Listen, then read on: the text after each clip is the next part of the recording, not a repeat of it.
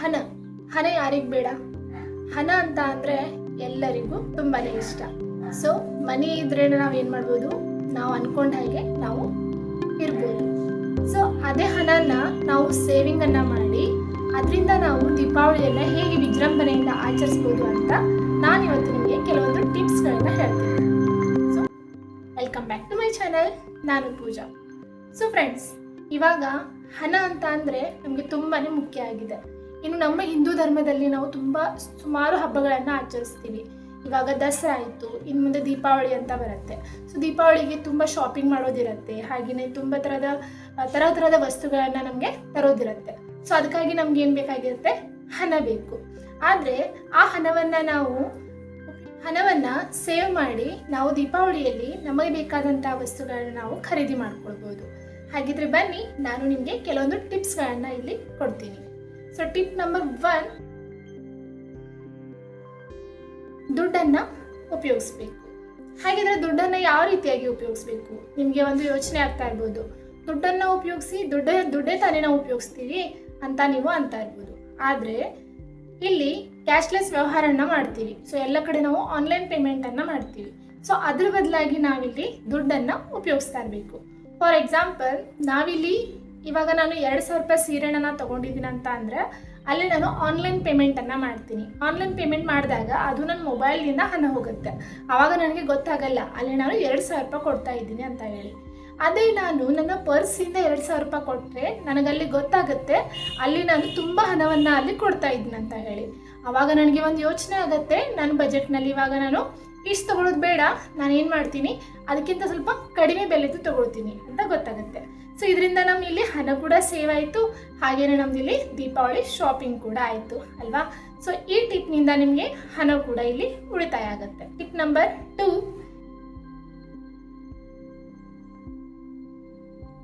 ಇಲ್ಲಿ ನಾವು ಒಂದು ಲಿಸ್ಟ್ ಅನುಸಾರವಾಗಿಯೇ ಸಾಮಾನುಗಳನ್ನು ಖರೀದಿಸಬೇಕು.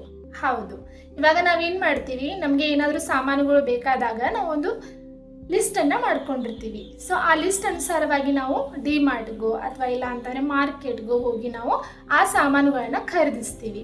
ಆದರೆ ಅದ್ರ ಬದಲಾಗಿ ನಾವೇನು ಮಾಡ್ತೀವಿ, ಇವಾಗ ಡಿಮಾರ್ಟ್ಗೆಲ್ಲ ಹೋದಾಗ ಅಲ್ಲಿ ತುಂಬ ಥರದ ವಸ್ತುಗಳನ್ನ ಇಟ್ಟಿರ್ತಾರೆ. ಅಂತ ಅಂದರೆ ನಾವು ಹೋದ ತಕ್ಷಣ ಅಲ್ಲಿ ನಮಗೆ ಅಟ್ರಾಕ್ಷನ್ ಆಗಿಬಿಡುತ್ತೆ. ಸೊ ದೀಪಾವಳಿಗಂತ ಅಂದರೂ ಅದು ಸ್ಪೆಷಲ್ ಆಗಿಯೇ ಇಟ್ಟಿರ್ತಾರೆ. ಸೊ ಅದನ್ನೆಲ್ಲ ನಾವೇ ನೋಡಿ ಏನು ಮಾಡ್ತೀವಿ, ತುಂಬಾ ಅಟ್ರಾಕ್ಟ್ ಆಗಿ ಆ ವಸ್ತುಗಳನ್ನೇ ಖರೀದಿ ಮಾಡಿಕೊಂಡು ಮನೆಗೆ ಬಂದುಬಿಡ್ತೀವಿ. ಅದಾದ ನಂತರ ಮನೆಗೆ ಬಂದು ನೋಡ್ತೀವಿ ನಮ್ಮ ಲಿಸ್ಟ್ನಲ್ಲಿ ಆ ವಸ್ತುಗಳೇ ಇರಲೇ ಇಲ್ಲ.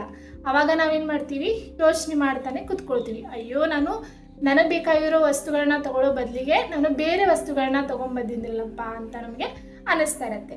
ಹಾಗಾಗಿ ನಾವು ಒಂದು ಲಿಸ್ಟ್ ಮಾಡಿಬಿಟ್ರೆ ಆ ಲಿಸ್ಟ್ ಪ್ರಕಾರವಾಗಿ ನಾವು ದೀಪಾವಳಿ ಶಾಪಿಂಗನ್ನು ಆರಾಮವಾಗಿ ಮಾಡ್ಬೋದು. ನಮ್ಮ ಹಣ ಕೂಡ ಇಲ್ಲಿ ಸೇವಿಂಗ್ ಆಗುತ್ತೆ. ಟಿಪ್ ನಂಬರ್ 3, ಹೊಸ ರಂಗೋಲಿಗಳನ್ನು ಹಾಕುವ ಬದಲಿಗೆ ನಾವಿಲ್ಲಿ ಹಳೆಯ ರಂಗೋಲಿಯಿಂದ ಕಲರನ್ನು ಸೃಷ್ಟಿಸುವುದು. ಹೇಗಂತೀರಾ? ನಮ್ಮ ಹೆಣ್ಮಕ್ಳಿಗಂತೂ ತುಂಬಾ ಇಷ್ಟ ರಂಗೋಲಿ ಹಾಕೋದಂತ ಅಂದರೆ. ನಾವು ಹಬ್ಬ ಹರಿದಿನಗಳಲ್ಲಿ ರಂಗೋಲಿಯನ್ನು ಹಾಕ್ತಾ ಇರ್ತೀವಿ. ಅದು ದೀಪಾವಳಿ ಬಂದರೆ ಅಂತ ತಾನೇ ನನಗೊಂದು ನೆನಪಾಗತ್ತೆ, ನಾವೇನು ಮಾಡ್ತಾ ಇದ್ವಿ, ಬೆಳಗ್ಗೆ 5 ಗಂಟೆಗೆ ಎದ್ದು ರಂಗೋಲಿಯನ್ನು ಹಾಕ್ತಾ ಇದ್ವಿ. ಅದು ಕಾಂಪಿಟೇಷನ್ ಮೇಲೆ ಅವ್ರು ಹೇಗೆ ಹಾಕ್ತಾರೆ ಇವ್ರು ಹೇಗೆ ಹಾಕ್ತಾರೆ ಅಂತ ನೋಡ್ತಾ ಇದ್ವಿ. ಸೊ ಅದೇ ರೀತಿಯಾಗಿ ಇವಾಗ ದೊಡ್ಡವರಾದ ಕೂಡಲೇ ಏನು ಮಾಡ್ತೀವಿ, ನಮ್ಮ ಮನೆಗಳಲ್ಲಿ ನಾವು ದೀಪಾವಳಿಗೆ ರಂಗೋಲಿಗಳನ್ನು ಹಾಕ್ತಾ ಇರ್ತೀವಿ. ಅದೇ ರೀತಿಯಾಗಿ ಲಕ್ಷ್ಮೀ ಪೂಜನ್ಗೊಂದು, ಹಾಗೆಯೇ ಪಾಡ್ಯಕ್ಕೊಂದು, ಮತ್ತು ನರಕ ಚತುರ್ಥಿಗೆ ಒಂದು, ಹೀಗೆ ನಾವು ಹಲವಾರು ರಂಗೋಲಿಗಳನ್ನು ಹಾಕ್ತಾ ಇರ್ತೀವಿ. ಸೊ ನಾವು ರಂಗೋಲಿಗಳನ್ನು ಸಣ್ಣದಾಗಿ ಏನೂ ಹಾಕೋದಿಲ್ಲ, ನಾವು ದೊಡ್ಡ ರಂಗೋಲಿಗಳನ್ನೇ ಹಾಕ್ತಾ ಇರ್ತೀವಿ. ಅದರಿಂದ ಏನಾಗುತ್ತೆ, ಹಾಗೆ ಇದರಿಂದ ಏನು ಉಪಯೋಗ ಅಂತ ನಿಮ್ಗೆ ಅನ್ನಿಸ್ತಾ ಇರ್ಬೋದು. ಇವಾಗ ನಾವು ಒಂದೇ ರಂಗೋಲಿಯನ್ನು ದೊಡ್ಡದಾಗಿ ಹಾಕಿ ಮರನೇ ದಿನ ಅದನ್ನ ಏನು ಮಾಡಿಬಿಡ್ತೀವಿ, ಅಳಿಸಿ ಮತ್ತೆ ಅಲ್ಲಿ ಮತ್ತೊಂದು ರಂಗೋಲಿಯನ್ನು ಹಾಕಲಿಕ್ಕೆ ಇಷ್ಟಪಡ್ತೀವಿ. ಅದರ ಬದಲಾಗಿ ನಾವು ಮೊದಲೇ ಹಾಕಿರುವ ರಂಗೋಲಿಯಿಂದ ಆ ಕಲರ್ ಎಲ್ಲ ಇಟ್ಕೊಂಡು ಮತ್ತೆ ಮಾರನೇ ದಿನ ನಾವು ಬೇರೆ ರಂಗೋಲಿಯನ್ನು ಹಾಕಿ ಈ ಕಲರನ್ನು ಅಲ್ಲಿ ಉಪಯೋಗ ಮಾಡಿದ್ರೆ ನಮಗೆ ಮಿಕ್ಸ್ ಕಲರ್ ಕೂಡ ಸಿಕ್ಕಂಗಾಗುತ್ತೆ. ಇದರಿಂದ ನಮ್ಮ ಹಣವನ್ನು ಹೇಗೆ ನಾವು ಸೇವ್ ಮಾಡ್ಬೋದು? ಹಾಗಿದ್ರೆ ಇವಾಗ ನಾವು ಒಂದೇ ಹಬ್ಬಕ್ಕೆ ಹಾಕಿರೋಂಥ ರಂಗೋಲಿಯನ್ನು ಮಾರನೇ ದಿನ ಅದನ್ನ ಅಳಿಸಿ ಹಾಕೋ ಬದಲಿಗೆ ಆ ರಂಗೋಲಿಯ ಒಂದು ಕಲರ್ ಏನಿರುತ್ತಲ್ವ, ಸೊ ಆ ಕಲರೆಲ್ಲ ನಾವು ತೆಗೆದಿಟ್ಕೊಂಡು ಮಾರನೇ ದಿನ ಬೇರೆ ರಂಗೋಲಿಗೆ ಉಪಯೋಗಿಸ್ಬೋದು. ಇದರಿಂದ ನಮಗೆ ಒಂದು ಮಿಕ್ಸ್ ಕಲರ್ ಕೂಡ ಸಿಕ್ಕಂಗಾಗುತ್ತೆ, ಹಾಗೆ ಡಿಫ್ರೆಂಟ್ ಕಲರ್ ರಂಗೋಲಿ ಕೂಡ ಆಗುತ್ತೆ ಅಲ್ವಾ. ಇದರಿಂದ ನಮಗೆ ರಂಗೋಲಿ ಖರ್ಚನ್ನು ಕೂಡ ಉಳಿಯುತ್ತೆ. ಈ ರೀತಿಯಾಗಿ ನಾವು ಹಣವನ್ನು ಸೇವ್ ಮಾಡಿ. ಟಿಪ್ ನಂಬರ್ 5, ಹೋಮ್ ಮೇಡ್ ವಸ್ತುಗಳಿಗೆ ಪ್ರಾಧಾನ್ಯತೆಯನ್ನು ನೀಡಿ. ಹೋಮ್ ಮೇಡ್ ವಸ್ತುಗಳು ಅಂತ ಅಂದರೆ ಇವಾಗ ಫಾರ್ ಎಕ್ಸಾಂಪಲ್ ಇವಾಗ ದೀಪಾವಳಿಗೆ ಏನು ಬಂದಿದೆ, ಲೇಸರ್ ಕ್ಯಾಂಡಲ್ ಕೂಡ ಬಂದಿದೆ. ಹಾಗೆಯೇ ದೀಪಗಳು ಕೂಡ ಇವಾಗ ಮತ್ತೊಂದು ದೀಪ ಬಂದಿದೆ, ನೀವು ಆನ್ಲೈನ್ ಕೂಡ ಸರ್ಚ್ ಮಾಡಿರ್ಬೋದು. ಒಂದು ದೀಪ ಇರುತ್ತೆ, ಅದಕ್ಕೆ ಒಂದು ಲೈಟ್ ಇರುತ್ತೆ, ಸ್ವಲ್ಪ ನೀವು ನೀರು ಹಾಕಿದ ತಕ್ಷಣ ಅದು ಉರಿಯುತ್ತೆ. ಸೊ ಈ ರೀತಿಯಾಗಿ ಎಲ್ಲ ಸಿಗ್ತಾ ಇವೆ ನಮಗೆ ಮಾರ್ಕೆಟ್ನಲ್ಲಿ. ಆದರೆ ಇದು ಎಲ್ಲ ಬಹುದಿನ ಬಾಳಿಕೆ ಬರುತ್ತಾ? ಇಲ್ಲ, ಬರೋದಿಲ್ಲ.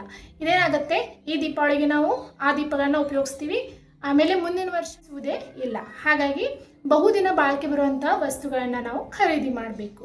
ಫಾರ್ ಎಕ್ಸಾಂಪಲ್ ನಾವು ಮಣ್ಣಿನ ಮಡಿಕೆ ಅಂತಂದರೆ ಮಣ್ಣಿನಿಂದ ಮಾಡಿದಂಥ ದೀಪಗಳನ್ನು ಇಲ್ಲಿ ಉಪಯೋಗಿಸ್ಬೇಕು. ದೀಪಾವಳಿಗೆ ಅದರಿಂದ ಶೋಭೆ ಬರುವಂಥದ್ದು ಮತ್ತೇನೂ ಇಲ್ಲ. ಹಾಗಾಗಿ ನಾವು ಪ್ರತಿಯೊಬ್ಬರು ಮಣ್ಣಿನಿಂದ ಮಾಡಿದಂತಹ ಒಂದು ದೀಪಗಳನ್ನು ಉಪಯೋಗಿಸೋದ್ರಿಂದ ನಮ್ಮ ಮನೆ ಕೂಡ ಅಲಂಕಾರ ಆಗುತ್ತೆ, ಹಾಗೆಯೇ ನಾವು ನ್ಯಾಚುರಲ್ ಆಗಿ ಉಪಯೋಗ ಮಾಡ್ದಂಗೆ ಕೂಡ ಆಗುತ್ತೆ. ಸೊ ಈ ರೀತಿಯಾಗಿ ನೀವು ಹೋಮ್ ಮೇಡ್ ವಸ್ತುಗಳನ್ನು ಬಳಸ್ಬೋದು. ಇನ್ನು ಹೋಮ್ ಮೇಡ್ ಆಕಾಶಪಟ್ಟಿಗಳನ್ನು ಕೂಡ ಬಳಸ್ಬೋದು. ಇವಾಗ ಮಾರ್ಕೆಟ್ನಲ್ಲಿ ಏನಾಗಿದೆ, ತುಂಬ ತರಹದ ಆಕಾಶಪಟ್ಟಿಗಳಿವೆ ಅಂತ ಅಂದರೆ ಕಲರ್ಗಳು ಇರ್ಬೋದು, ಹಾಗೆಯೇ ಅದರ ಒಂದು ಆಕಾರ ಇರ್ಬೋದು, ತುಂಬ ಚೆನ್ನಾಗಿ ನಮಗೆ ಅಟ್ರಾಕ್ಟಿವ್ ಆಗಿಬಿಡುತ್ತೆ. ಸೊ ಆ ಎಲ್ಲ ಆಕಾಶಪಟ್ಟಿಗಳನ್ನು ನಾವು ಕ್ರಾಫ್ಟ್ ರೀತಿಯಲ್ಲಿ ಮನೆಯಲ್ಲಿ ಮಾಡಿದರೆ ಮಕ್ಕಳಿಗೆ ಕೂಡ ಒಂದು ವರ್ಕ್ ಆದಂಗೆ ಆಗುತ್ತೆ, ಹಾಗೆಯೇ ನಮಗೂ ಕೂಡ ಒಂದು ಕ್ರಿಯೇಟಿವಿಟಿ ಮಾಡ್ದಂಗೆ ಆಗುತ್ತೆ.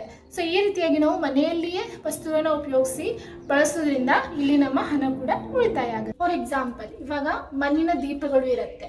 ಸೊ ಆ ದೀಪಗಳನ್ನು ನಾವು ಮನೆಗೆ ತಂದುಬಿಟ್ಟು ಅದಕ್ಕೆ ಕಲರ್ ಎಲ್ಲ ಹೊಡೆದು ಅದಕ್ಕೆ ಸ್ವಲ್ಪ ಮಿಂಚೆಲ್ಲ ಹಾಕಿ ಅದಾದ ನಂತರ ನೀವು ದೀಪವನ್ನು ಬೆಳಗಿಸಿದ್ರೆ ಅದು ತುಂಬಾ ಚೆನ್ನಾಗಿ ಕಾಣುತ್ತೆ. ಅದ್ರ ಬದಲಾಗಿ ನಾವು ಅಷ್ಟು ಕಾಸ್ಟ್ಲಿ ಎಲ್ಲ ನಾವು ದೀಪಗಳನ್ನ ತರೋ ಬದಲಿಗೆ ಮನೆಯಲ್ಲಿ ನಾವು ಹೋಮ್ ಮೇಡ್ ವಸ್ತುಗಳಲ್ಲಿ ನಮಗೆ ಯಾವ ಸಿಗುತ್ತೋ ಅದರಿಂದ ನಾವು ದೀಪಗಳನ್ನ ಚೆನ್ನಾಗಿ ಅಲಂಕಾರನ ಮಾಡ್ಕೊಳ್ಳಿ.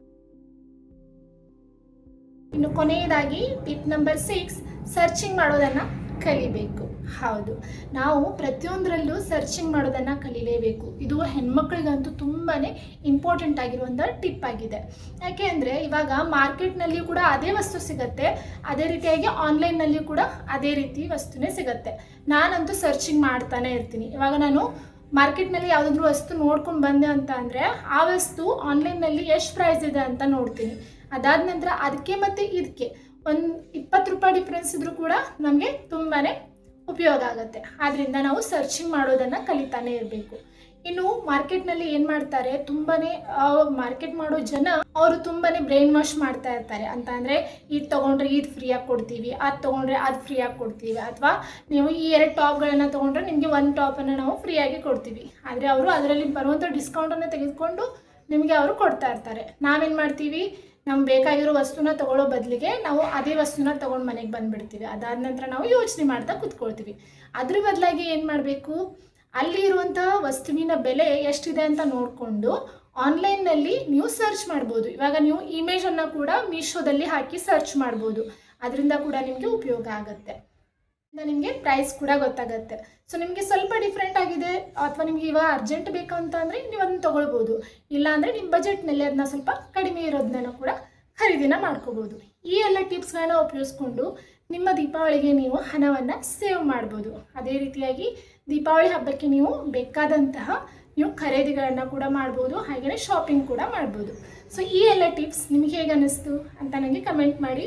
ಹಾಗೆಯೇ ಈ ಒಂದು ನನ್ನ ಚಿಕ್ಕ ಪ್ರಯತ್ನ ನಿಮ್ಗೆ ಇಷ್ಟವಾದರೆ ನಿಮಗೆ ಈ ರೀತಿಯಾದಂಥ ವಿಡಿಯೋಗಳು ಬೇಕಾ ಅಂತ ನನಗೆ ಕಮೆಂಟ್. ಇನ್ನು ಮನಿ ಸೇವಿಂಗ್ ಟಿಪ್ಸ್ಗಳು ಬೇಕು ಅಂತ ಅಂದರೆ ನನ್ನ ಚಾನೆಲ್ನ ಸಬ್ಸ್ಕ್ರೈಬ್ ಮಾಡ್ಕೊಂಡಿರಿ, ಹಾಗೆಯೇ ಸಪೋರ್ಟ್ ಮಾಡ್ತಾಯಿರಿ. ಸೊ ಈ ಎಲ್ಲ ಟಿಪ್ಸ್ಗಳು ನಿಮಗೆ ತುಂಬಾ ಇಷ್ಟ ಆಗಿದೆ ಅಂತ ಅಂದ್ಕೊಳ್ತೀನಿ. ಹಾಗೆಯೇ ನೀವು ಈ ಎಲ್ಲ ಟಿಪ್ಸ್ಗಳನ್ನು ಅನುಸರಿಸಿ ನಿಮ್ಮ ಹಣವನ್ನು ಸೇವ್ ಮಾಡ್ತೀರಾ ಅಂತ ಅಂದ್ಕೊಂಡಿದ್ದೀನಿ. ಸೊ ಅಲ್ಲಿವರೆಗೂ ಅಡ್ವಾನ್ಸ್ ಎಲ್ಲರಿಗೂ ದೀಪಾವಳಿ ಹಬ್ಬದ ಶುಭಾಶಯಗಳು. ಹಾಗೆಯೇ ಯಾರೆಲ್ಲ ಈ ಚಾನಲ್ಗೆ ಹೊಸದಾಗಿ ನೋಡ್ತಾ ಇದ್ದೀರಾ, ಸೊ ಅವರೆಲ್ಲ ಪ್ಲೀಸ್ ಸಬ್ಸ್ಕ್ರೈಬ್ ಮಾಡಿರಿ. ಹಾಗೆಯೇ ನಿಮಗೇನಾದರೂ ಈ ಒಂದು ಚಿಕ್ಕ ಪ್ರಯತ್ನ ಇಷ್ಟವಾದರೆ ಒಂದು ಲೈಕ್, ಶೇರ್, ಹಾಗೆಯೇ ಕಮೆಂಟ್ ಮಾಡೋದನ್ನು ಸಪೋರ್ಟ್ ಮಾಡಿದ್ರೇ ತಾನೇ ನಾವು ಮುಂದೆ ಬೆಳೆಯೋಕ್ಕಾಗೋದು. ಸೊ ನಿಮ್ಮೆಲ್ಲರ ಸಪೋರ್ಟ್ ನನಗೆ ಸಿಗತ್ತೆ ಅಂತ ಅಂದ್ಕೊಂಡು ಈ ದೀಪಾವಳಿಯಿಂದ ನನ್ನ ಈ ಯೂಟ್ಯೂಬ್ ಜರ್ನಿ ತುಂಬಾ ಸಕ್ಸಸ್ಫುಲ್ ಆಗುತ್ತೆ ಅಂತ ಅಂದ್ಕೊಂಡಿದ್ದೀನಿ. ಸೊ ಅಲ್ಲಿವರೆಗೂ ನಿಮಗೆಲ್ಲರಿಗೂ ದೀಪಾವಳಿ ಹಬ್ಬದ ಶುಭಾಶಯಗಳು, ಹಾಗೆಯೇ ಧನ್ಯವಾದಗಳು. ಅದೇ ವಿಡಿಯೋ ಜೊತೆ ಮತ್ತೆ ಮುಂದೆ ಸಿಗೋಣ. ಅಲ್ಲಿವರೆಗೂ ಬಾಯ್, ಟೇಕ್ ಕೇರ್.